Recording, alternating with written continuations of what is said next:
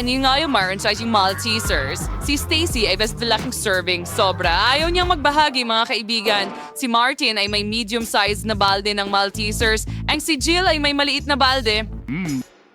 Isang mali.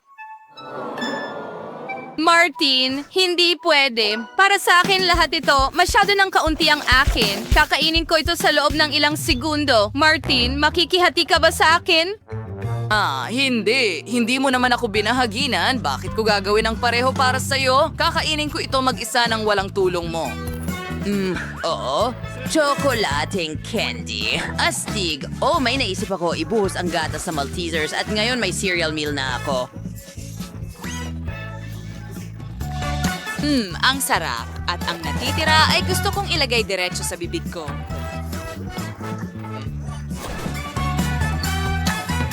Oo. Gustong gusto ko ito. Pero Stacy, pwede ba tayong mangupit ng kaunti? Hindi! Huwag mo nang isipin yan, Martin. Kakainin ko ito mag-isa. Siguradong hindi ko kailangan ng tulong mo dito. Oh, pero mahuhulog ito. Saan ako magsisimula para hindi lahat mahulog? Oh, hindi. Gagawin ko ito ng mabilis. Hindi. Natapon ko lahat. Stacy, kumain ka na bago maubos ni na Jill at Martin ang lahat ng Maltesers o kinain na nila halos lahat sa mesa. At kukunin nila ang iyong mangkok. At Gary Potting Holders ay cola, gummy cola, napakaliit. Si Martin ay may malaking bote nito. Nakakatawa ang pag-alog nito. At si Jill ay may katamtamang bote. Karaniwan, ayos din yan. Magsimula tayo kay Stacy. Siyempre, subukan natin.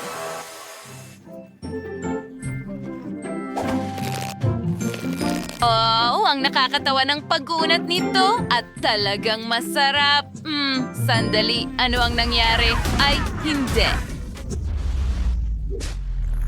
Muntik nang mahulog ang cola ko. Ano ang ginawa mo, Stacy? Mag-ingat ka! Pasensya na. Hindi ko sinasadya.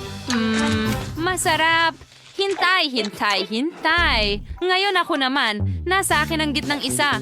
Subukan natin ito. Coca-Cola jelly. Ano pa ang mas masarap? Ang galing. Gusto kong kainin ang lahat. Naku, hindi ko ito nanginuya. At ngayon nanginginig na rin ako na parang bote. Tama na. Salamat, Martin. Ngayon, ako naman. Sa wakas, gutom na ako. Subukan natin ito. Mukhang napakasarap. Oo, napakasarap talaga. Hindi pa ako nakakain ng ganito kasarap. Ayoko magmadali. Pero ano ang nangyayari dito? Hindi ito tumitigil sa panginginig. Aray! Naku. Wow, hindi ito makontrol. Tulong!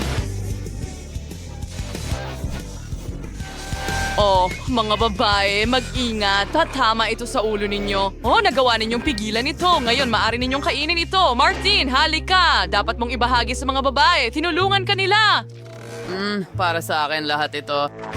Hindi patas. Sige, lokohin natin siya. Kita mo? Malakas din kami at napakasarap. Kapag nagpasya na kayong lahat na kumuha ng piraso para sa inyong sarili, wala na kayong magagawa. Medyo naiinis lang si Martin. Kailangan talagang ngumunguya.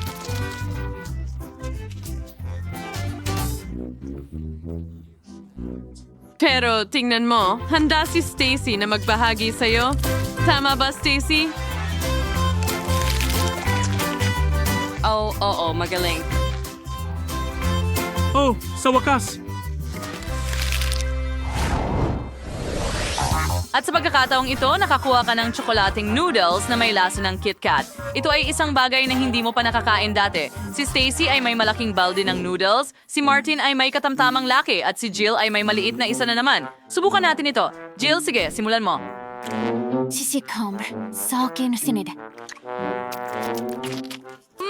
Kamangha-mangha ito. Hindi pa ako nakatikim ng ganito kasarap. Sayang at kaunti lang. Well, kakainin ko ito gamit ang chopsticks. Subukan natin. Hindi ito gumagana. Hindi ko akalain na magiging ganito kahirap. Huwag mo akong pagtawanan. Oh, Ano ang gagawin ko? Alam ko na, ibabalot ko ang noodles sa chopsticks ng ganito. Ngayon, may malaking bola ng tsokolate akong noodles. Iyan ang kailangan ko. Mas madali itong dilaan at kainin sa ganitong paraan. Well, Martin, nakakatawang ideya yan at mag-ingat ka. Gusto ni Jill ng ilan. Sa tingin ko bagay itong balde sa ulo mo. Hindi nakakatawa. Pero masarap ito. Subukan natin. Ang sarap at ang tamis.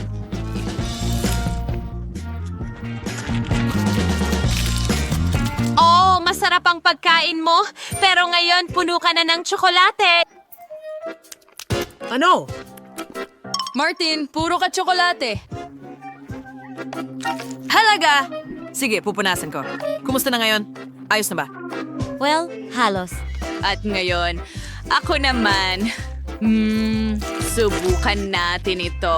Mukhang napakasarap at mas masarap pa ang lasa. Naiinggit ba kayo sa akin? Haha, tama. Ayokong magbahagi sa inyo. Kakainin ko ito mag-isa. Ang sarap. Yay, hindi ko mapigilan. Alam ko kung paano turuan ng leksyon si Stacy. Oo, ako rin. Jill, tunawin natin ang noodles niya gamit ang hairdryer. Tingnan natin kung ano ang gagawin niya pagkatapos. Jill, ginagawa mo ba o hindi? Oh, pasensya na. Medyo na-distract ako. Oo, turuan natin ng leksyon si Stacy. Well, magiging masaya ito. Hindi na ako makapaghintay na makita ang reaksyon ni Stacy kapag nalaman niyang ang kanyang noodles ay naging likidong tsokolate. Well, magugulat siya.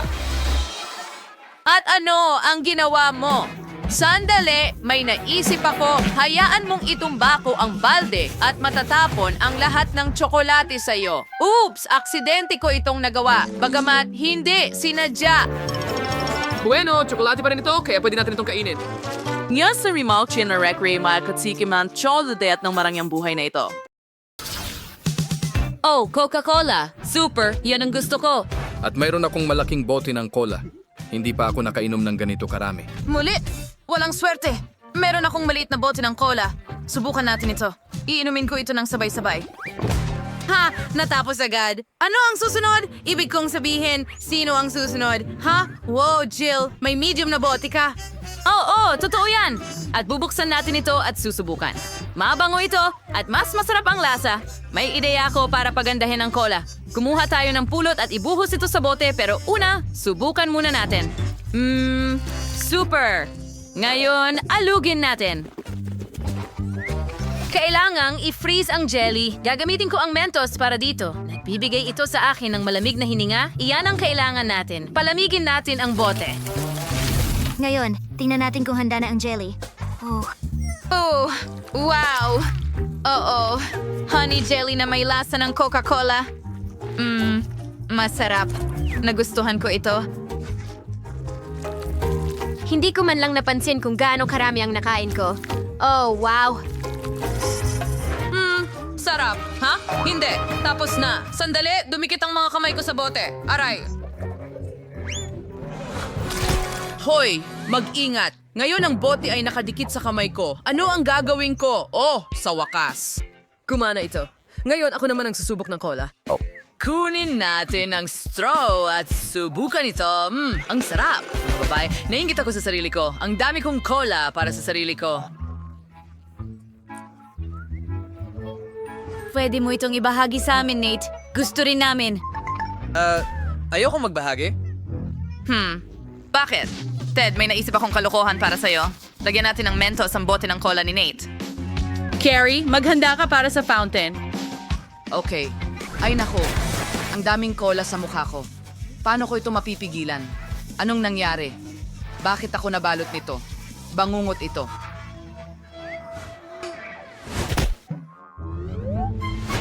Sa tingin ko ayos lang ako. Well, kahit pa paano makakapaglaro na ako ngayon. Wow! Ang liit ng pakete ng Pringles. Mahirap pa ngang makita kung ano ang nasa pakete. Ikaw naman, mayroon akong medium na pakete ng Pringles. Pero tingnan mo yung kay Lillian. Grabe, ang laki ng Pringles. Hindi na ako makapaghintay na tikman ito. Siguradong masarap ito. Sandali lang, Lilian. Si Melissa ang una ngayon. Oo, ako ang mauna. Buksan natin ito. Kaya kong paputukin ang takip. Ibuhos natin ito sa kamay ko. Ang liit ng mga chips na ito, pero ang sarap nila. Pinalamutian sila ng tsokolate. Gusto ko sila. Sayang at wala nang marami pa sa kanila. Teka, Martin, pwede mo ba akong bigyan ng kaunti? Huwag kang madamot. Hindi, akin yan, Melissa. Umalis ka dyan. Kaya kong kainin lahat ng chips ko mag-isa. Hindi ko pa nakakain ng chocolate chips. Subukan natin sila. Ang sarap. Talagang masarap sila. Hoy, Melissa! Nakikita kita. Ninakaw mo ang chips ko. Kailangan kong itabi ang mga ito. Gagawa ako ng kastilyo mula sa mga chips na ito. Okay, nakuha ko na. Melissa, tingnan mo ito. Ha? Wow, kahanga-hanga yan. Pero bakit mo ginawa iyon? Dahil ako ang dragon ng aking kastilyong tsokolate at hindi ko hahayaang kainin mo ito. Kailangan ng apoy ng bawat dragon. Tara na maglagay ng tabasco. Nag-aapoy ang bibig ko. Nako, kapag may lumapit, susunugin ko sila. Hindi, ipagtatanggol ko ang sarili ko. Tama na. Gusto kong subukan. Sana ko dapat kumagat. Ito ay perpekto. Oh, masarap.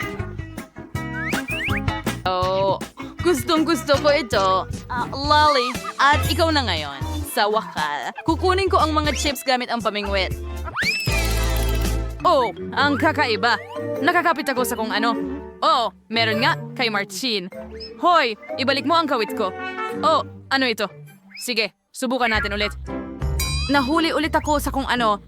Oh, pasensya na, Melissa. Gusto kong i-turn over ang Pringles package. Ang laki. Sige na, tumumba ka. Oh, teka. Bumagsak na. Mag-ingat. Yay! Kumana ito. Ngayon tingnan natin kung ano ang nasa loob. Nakakapagtaka. Melissa, hindi ko pinayagan iyan. Oops, akala ko hindi mo napansin. Masarap. Ano? Bakit ang liit na naman ng pakete? Iniwan na ako ng swerte ko? Paano naman ang iba? Meron akong katamtamang pakete ng hubababa, pero ang laki ng pakete ni Martin. Oo, may malaking hubababa ako. Super! Magsimula tayo kay Melissa. Sige, subukan natin ito. Mahilig ako sa bubblegum. Tikman natin ito. Ang sarap. Magpabula tayo. Masaya ito. Pero tapos na. Ang natira na lang ay ang lumang bubblegum. Okay, may naisip ako. Paano kung gumawa ka ng eskultura mula sa bubblegum? At ito'y gumagana. Tingnan mo. Well, masyadong kaunti. Well, Lily, ikaw na ang susunod ngayon. Sa wakas, binuksan ko na ang pakete at nalalasahan ko na ang gum. Ang sarap at matamis. Gustong-gusto ko ang chewing gum. Kaya ko itong kainin lahat. At pagkatapos, magpapalubo ako ng pinakamalaking bula mula sa aking tainga. Tingnan mo, nagawa ko talaga. Oh, kahanga-hanga. Oh, pumutok ito at nabalot na ako ng gum. Ang kadiri. Ngayon, oras na para subukan ko ang bubble gum ko sa isang malaking pakete. Tingnan natin ang sukat nito. Wow, napakalaki ng rolyo ng bubble gum. Ang galing. Subukan natin ito. Ang sarap. Ngayon magbula tayo ng bula. Ay, hindi. Saan ako papunta? Mga babae, tulong. Oh, mabuti. Ayokong mahulog. Naku, mahuhulog ako. Nahuhulog ako. Ano ang gagawin natin? Tama na. Kainin pa natin ang bula ni Martin at magpabula ng mga lobo. Kailangan nating gawing kasing laki ng posible ang mga ito para pumutok. Sige, nagagana ito. Ngumuya, ngumuya, ngumuya. At paano? Oo, nagawa natin ito. Ngayon magagamit natin ito bilang sapin para saluhin si Martin. Tara na. Ako, hindi ito nagtagumpay. Martin, ayos ka lang ba? Buhay pa ako, pero hindi malambot ang paglapag. Mga girls, sinagip ninyo ako. Salamat. Wow, ang asim ng mga gamis na yon. Gustong-gusto ko ang mga yan, pero masyadong maliit ang pakete. Meron akong pakete na medyo malaki ng maasim na gamis. Ayos. At meron akong napakalaking pakete. Paano ko kaya ito kakainin lahat? Dames. Well, Tyra, ang liit ng sayo. Una ka na. Sige, subukan natin. Mukhang maganda. Oh, may maliit na tao sa loob. Astig yun. Subukan natin. Gagamitin ko ang maliit na kubyertos para sa maliit na marmalade. Ngayon, puputulin natin ito gamit ang tinidor at kutsilyo. Tikman natin.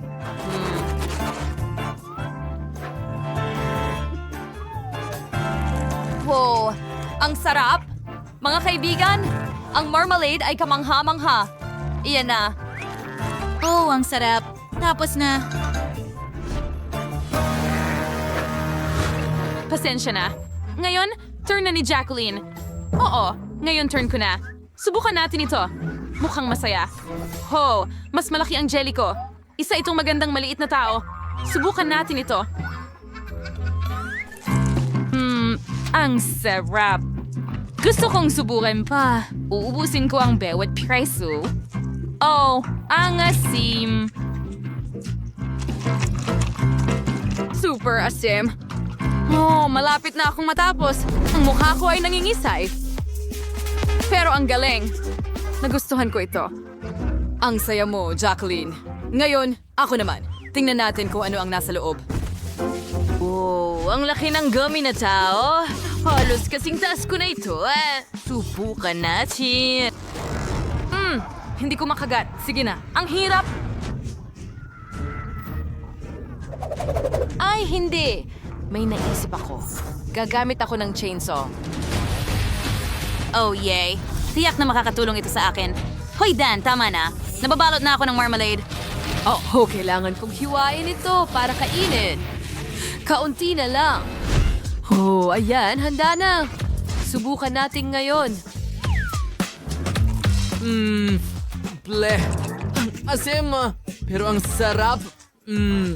Talagang kahanga-hanga. Kahanga-hanga talaga. Oh, talagang gustong-gusto ko. Naku, hintay! Oh, ang mukha ko naninigas. Ay, hindi! Mga babae, tulungan ninyo ako! Hindi ako makagalaw. Oh, sige, kainin natin ang marmelada niya bago siya makakilos. Ang galing na ideya niyan. Ang sarap! Pero akin yan! Tigilan mo! Hindi! Nagustuhan mo ba ang aming video? Kung ganon, pindutin na ang like button at mag-subscribe sa aming channel. Kita-kits!